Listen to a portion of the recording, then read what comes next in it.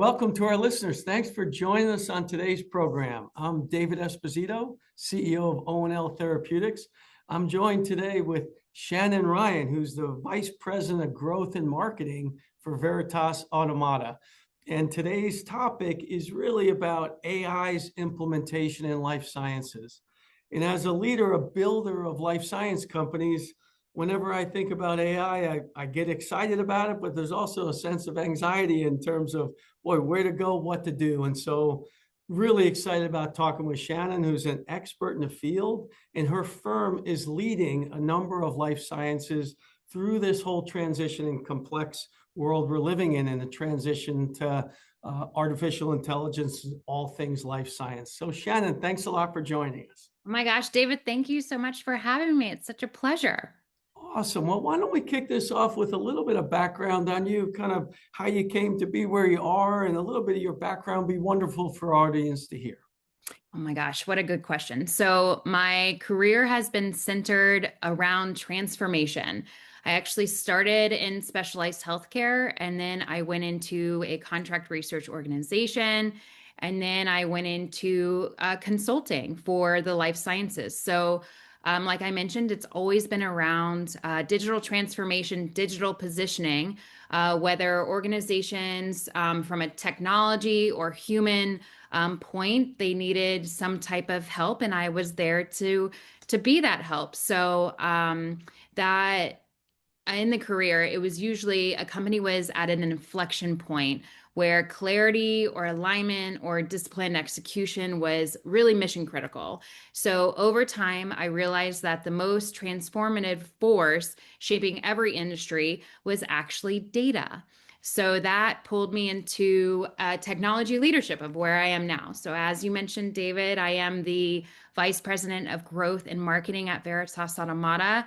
We are a technology consulting firm. So I like to say from ideation to implementation or even optimization of a technology strategy or technology stack, we can help. And we have a full artificial intelligence practice and a robotics AI R&D lab in Cincinnati, Ohio. So, that intersection of innovation and technology and the future of our life sciences industry is definitely where I specialize in, and now also at Veritas Automata. Awesome, Shannon. Thanks so much for that background. That's terrific. And having known you for a while, I know you've led a number of growth initiatives, and super excited to hear about this specific aspect of AI and life sciences. So in your role today and interacting with a number of different industry players in life sciences, I mean, what do you see are some of the major trends going on in life sciences? That it always seems to be a dizzying amount from my perspective, but love to hear from you on what you see are some of those major trends.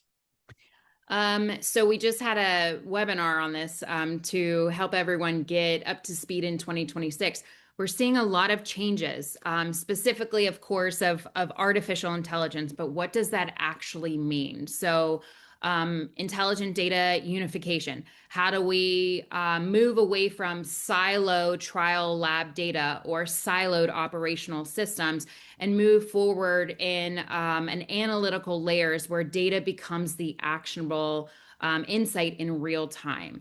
Also, very new is agent-based systems for high volume workflows. So what does that mean?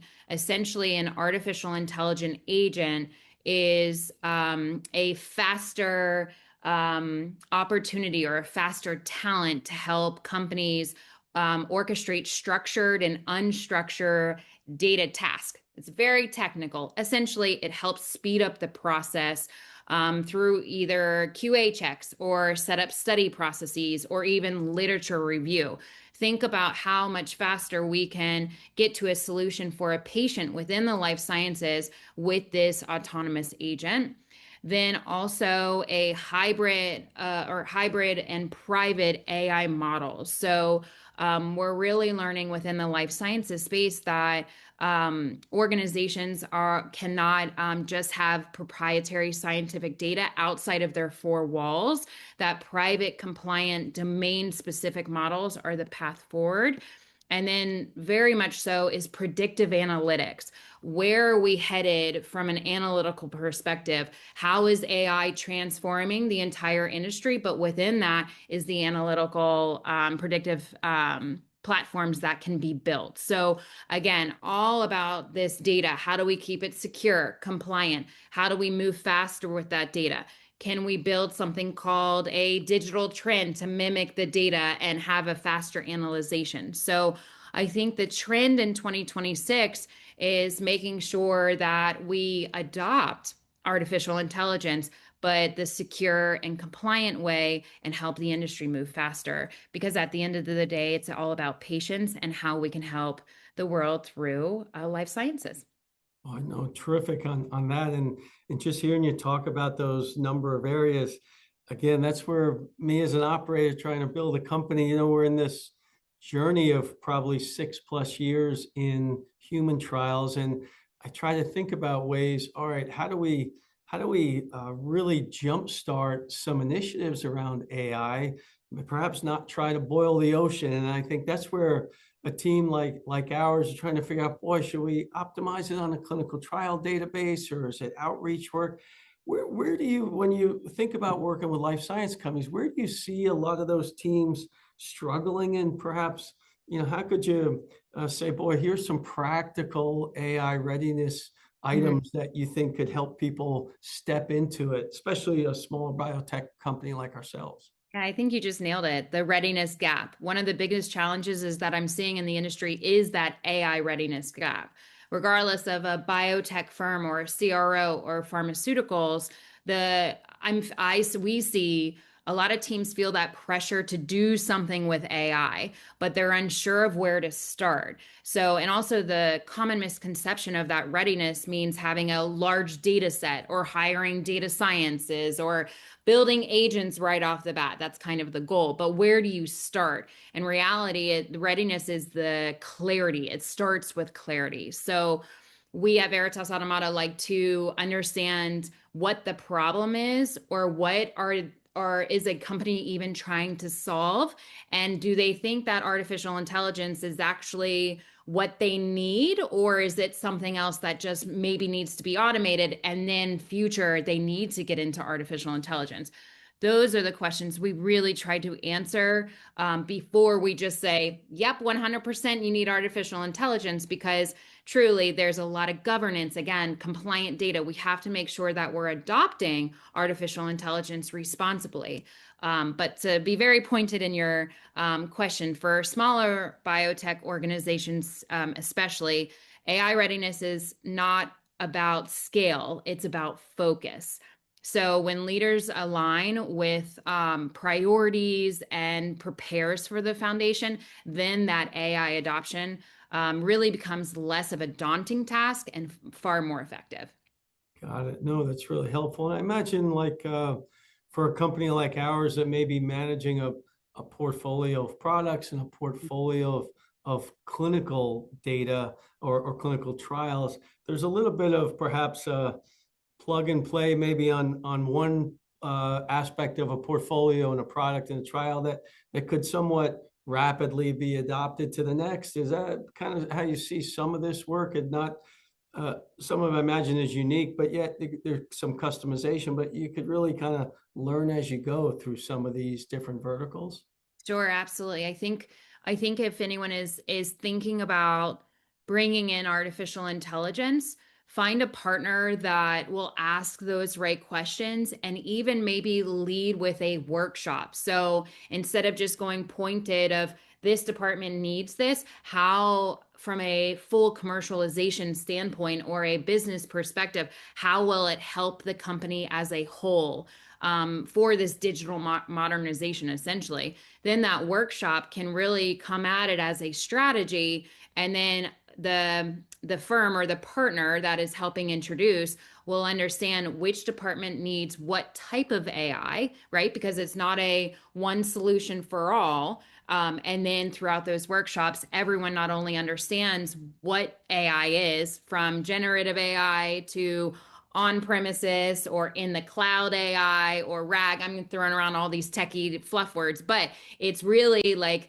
okay, what is the right solution for us? So I think starting even a little bit higher than particular departments will be really helpful for people moving into this AI space. Oh, that's great. You just kind of highlighted why some operators like me, you get very tactical with this stuff without perhaps stepping back and realizing broadly what's our strategy. You mentioned the term. I'd love to dig a little further on this digital modernization. So maybe give a little education to me, hopefully the crowd listening too, on that as a framework for how organization ought to think about it before attempting to deploy AI. Just get a little background on that. Yeah, sure. So if there's any type of manual workflows or fragmented systems, introducing AI right into it, it might seem like it'll help right off the bat, but again, it's that what is the best solution for these type of systems. So that is a very broad digital transformation, right? Digital modernization, which is my pretty much my entire career, thinking through of if we insert this technology, what will it do for the business? So before organizations, like I mentioned, deploy those models or agents, they need to modernize the data that moves. So is the data clean? Is there anything missing from that data? And when I mean data as a whole, it's not necessarily the ones and twos. It could even be, a laboratory process that something is missing and needs to be highlighted, or it needs to be flagged in an audit trail, or some type of system that flags that. So as a whole, when I say data, it could be many different things, but introducing that digital modernization is also a mindset. So, what has worked in the past? What can evolve as we all move forward in this truly like life-changing time at the moment of technology. So also keep in mind that doesn't necessarily mean multi-year massive projects. It can start off with rationalizing systems or reducing manual handoffs or even improving data quality, like I just mentioned. So when that foundation is in place, AI becomes the accelerator rather than the risk. No, great point. Okay, no, that's super helpful. You touched on a number of areas, and what would be great is maybe you take a moment and really see how Veritas Automata really works broadly. It sounds like boy, there's an element of strategy and support and workshopping, and then wargaming perhaps priorities. Yeah, I'd love to just have you articulate a bit on how the firm really is helping life sciences on some of these big areas. So thank you for that. Thank you for that opportunity in this conversation. We operate at the intersection of engineering, AI, compliance, and business strategy. So as a whole, we typically enter conversations, and absolutely we can be hired for a very particular custom software development project, and we absolutely can deliver on that. But as technology consultants, as really trying to do ethical AI or AI for good, we really like to understand the foundational business objectives, which is, of course, through the workshop and discovery. And then how do we help as a whole introduce that digital transformation? So we specialize in intelligent data platforms, so unifying fragmented systems. So think about that as a whole in life sciences.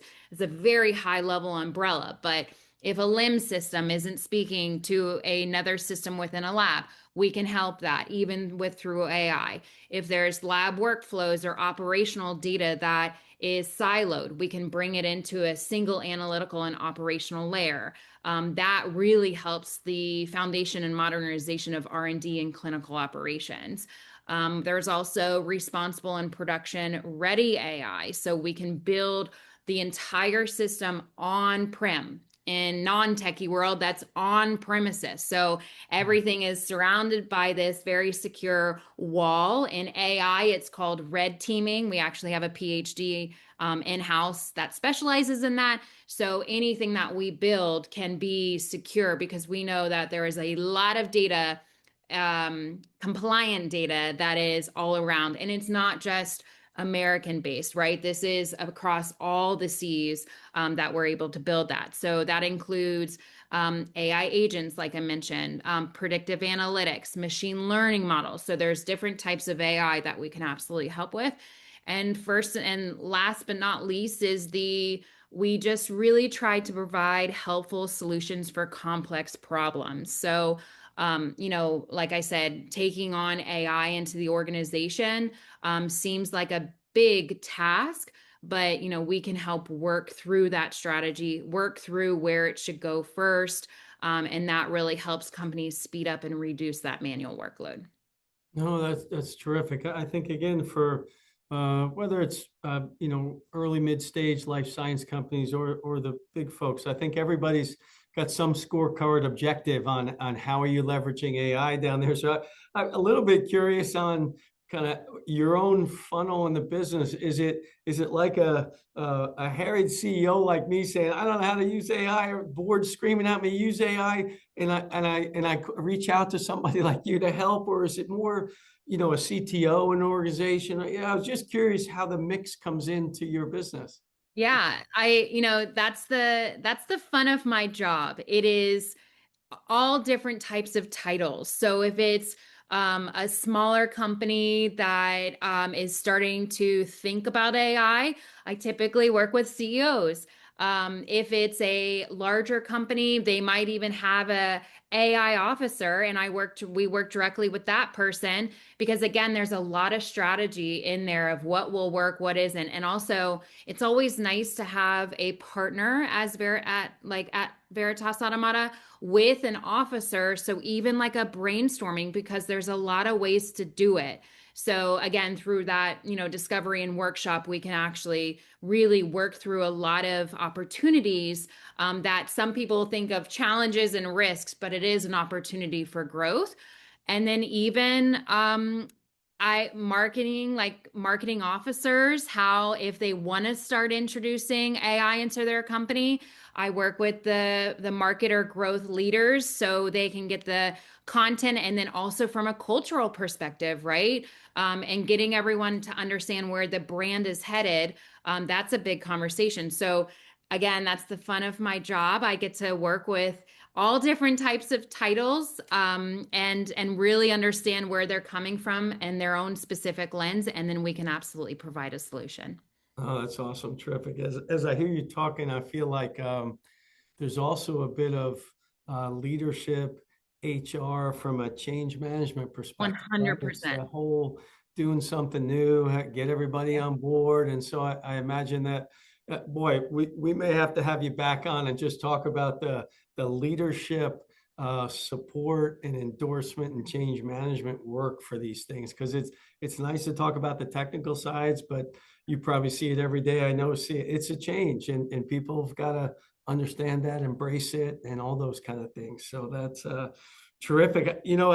As we're talking about life sciences, I've got to push on a little bit. I mean, we're in one of the most heavily regulated industries in the world, but I'll speak here to the U.S. and all of that data integrity, security of those Oh things. my gosh. Can you speak a little bit of like policy, governance, how we ought to think about that in such a sensitive world as life sciences? Yeah. So that is at the forefront of our brain at all times when we are building anything for a life science company. My team and we all actually have life sciences backgrounds at some capacity. So if they were a clinical operations and now they're a data scientist, we have a really great group of team, but we understand the industry. So we understand the implications. We understand the regulatory environment. And in life sciences, we need to think about AI in life sciences it needs to be treated differently than an AI and consumer technology. There's this distinction between experimental AI, which is exploratory, or operational AI, which actively influences decisions and outcomes. Operational AI must be governed. So every action needs to be traceable. That's the biggest thing. So as technologists, we have to make sure that anything that whatever we build from an AI perspective can be traceable and then immutable record. So I think that's also a differentiator as we enter the AI space of life sciences.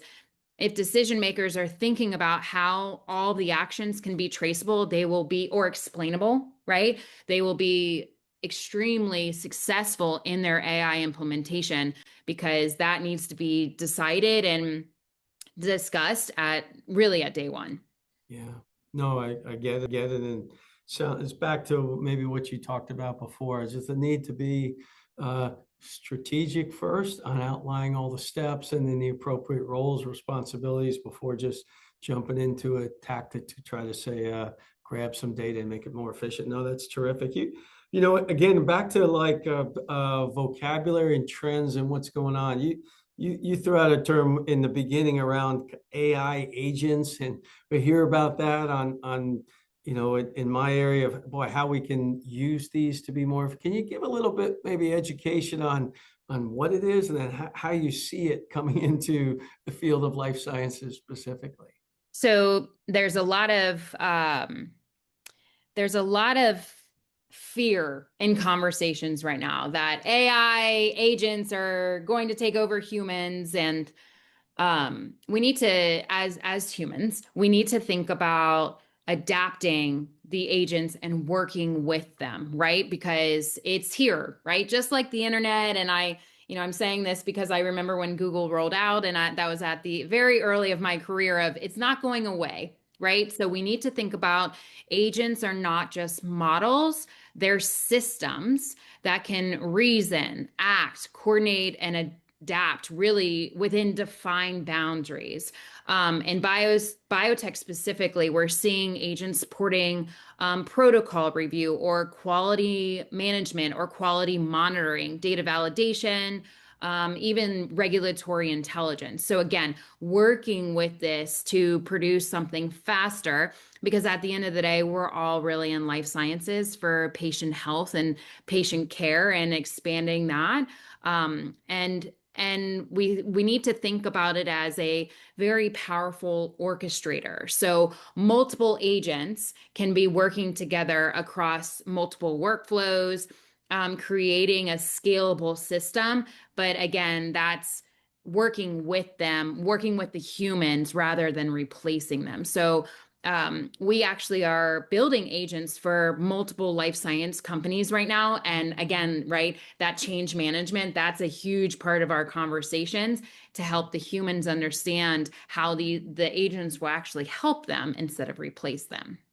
No, that's terrific. I appreciate that, because I just last week I was hearing a pitch on how efficiencies could happen, and it was just interesting to me of seeing an org chart for an organization and have, to your words, 3 or 4 humans and a couple AI agents below them, kind of directing traffic on some task. And I think in some ways, for a company like ours, where we try to have full-time employees, some consultants to do it, you could see a whole slew of AI agents on a couple functions to help enhance our effort and improve our reach. So terrific. Again, I think it's one of those, got to get comfortable to move it forward. And maybe that's a question too, that just if in all that you're seeing today, and I do think, hey, we've both been around long enough to see a few of these technology changes come. And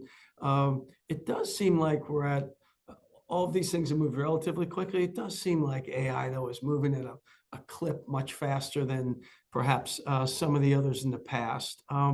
What if you were to just kind of cast out a couple, 2, 3, 4 years? What do you see in firms like us adopting it, and maybe importantly too, how you see your firm helping life science companies like stay ahead of the curve, so to speak, on these trends? So I think we all need to think about it as it's the next stage of innovation. And I don't, again, right? Like I mentioned that it's not going away. It's just going to be incorporated in our daily lives. I think,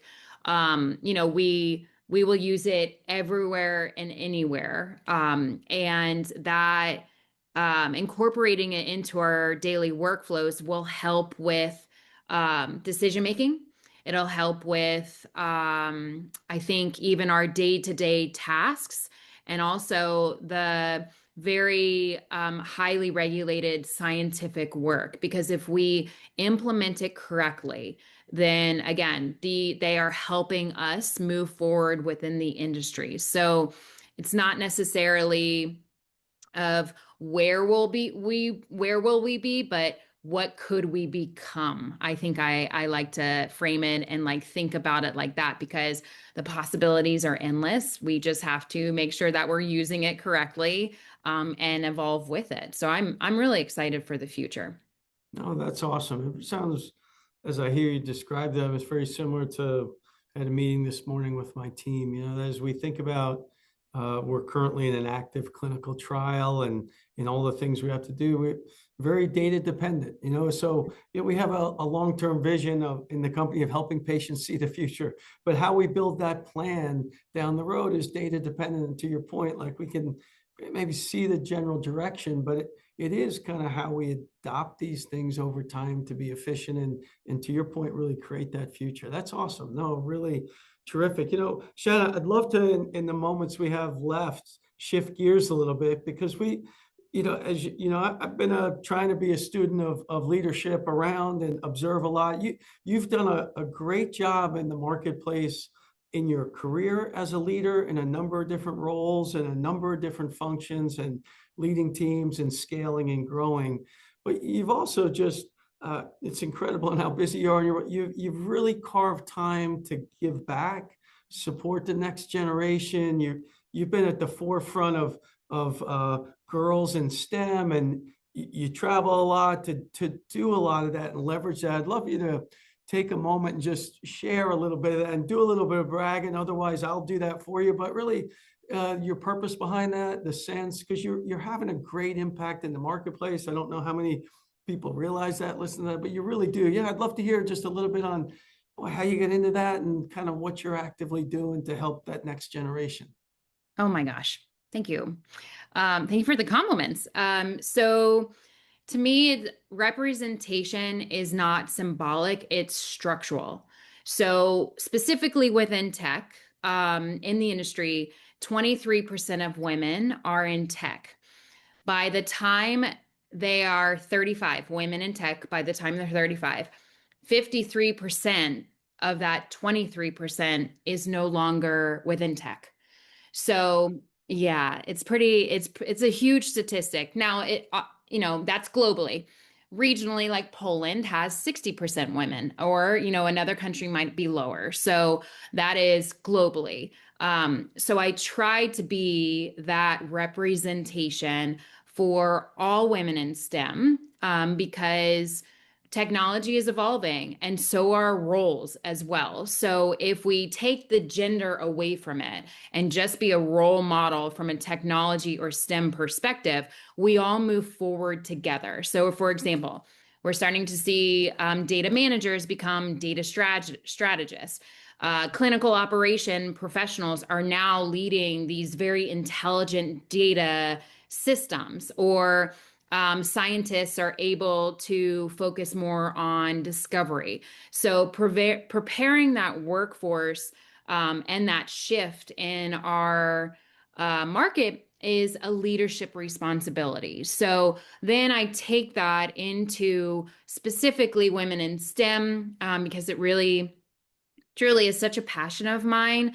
And I work very closely with the women and girls to help them with their future. Because if from that statistic, right, if a 36-year-old doesn't have a role model of how to advance her career or navigate conversations, or even, provide space within a conversation through confidence, who are the role models going to be in the future? So it is, thank you for asking this question, because it resides so much of who I am as a leader and how I want everyone just to progress together. And I truly think that visibility matters, sponsorship matters, and access matters. So when women lead, innovation expands. And so you're probably hearing innovation and digital transformation and modernization in all of my responses, but that also flows over into my passion and mentoring future women of STEM. Oh, that's awesome. No, I appreciate you sharing that. And I agree with you. Well, first off, I've seen it in action, the impact you've had in the marketplace and doing that. And it's really awesome. I know it's heartfelt and genuine. And I do think, for all of us as leaders, as we think about, sometimes we get very focused building our teams, but it's important for us to think beyond that. Like what you do is really cast a wide net. I'll call it in communities, not just in the US, around the world, but carrying that message, it's an important component of leadership, not only in your current job, but as you look beyond that. You do a great job of it. People ought to know it, and it's just really wonderful to see, and that'll pay dividends for all of us down the road as we look at advancing innovation and technology. So no, I appreciate you sharing that for sure. We did cover a lot, Shannon. We probably go all over the place on more about this or where you're headed and some of these aspects on building next generation leaders. Any kind of closing thoughts or things you want to say before we close out? Well, tying it back to the AI, right, and technology, a leader doesn't have to have it all figured out. Either, come to VA, of course, but choose a partner that will grow and scale with you. Choose a partner that will understand the foundational goals and how any type of technology, AI or software, custom software development, or even a cloud native migration, whatever it might be, choose a partner that will help you scale and grow with you. And of course, that can be Veritas Automata, or, it can be anyone and everyone, but at the end of the day, a leader doesn't have to have anything figured out or all of it figured out. They just need a trusted partner. No, that's awesome. I appreciate you saying that. I would say for folks listening, Shannon, you've done a wonderful job leading in your role and in these transformations. Your firm, Veritas Automata, has done tremendous work in leading a lot of companies like myself. So I would say for biotech CEOs or C-suite or folks that are really interested, just be able to reach out to you and your firm, because you really are trailblazing in these new areas, but helping companies that's not their day-to-day job to think about this stuff, to really partner and strategize and lay out a plan that really can help them leverage these technologies. So that's awesome. How, for the groups listening, how best do they reach out to you and your firm if they want to do that? So LinkedIn is always great. You can find me on LinkedIn, Shannon C. Ryan. So I was easy to be searchable. Or veritasautomata.com. Just a little tip. If you fill out the form, it comes directly to me on my website. So reach out to us. And again, I have a full team of experts. And they love to talk to everyone, which is excellent. So it's not just me that you will be speaking with. I always bring in a technology expert into the conversation, so we can really provide a plan and a full strategy of technology transformation. Awesome. Shannon, thanks so much. I thoroughly enjoyed the conversation. You enlightened me, and I know the audience on a lot of topics. Thanks so much. David, thank you for having me.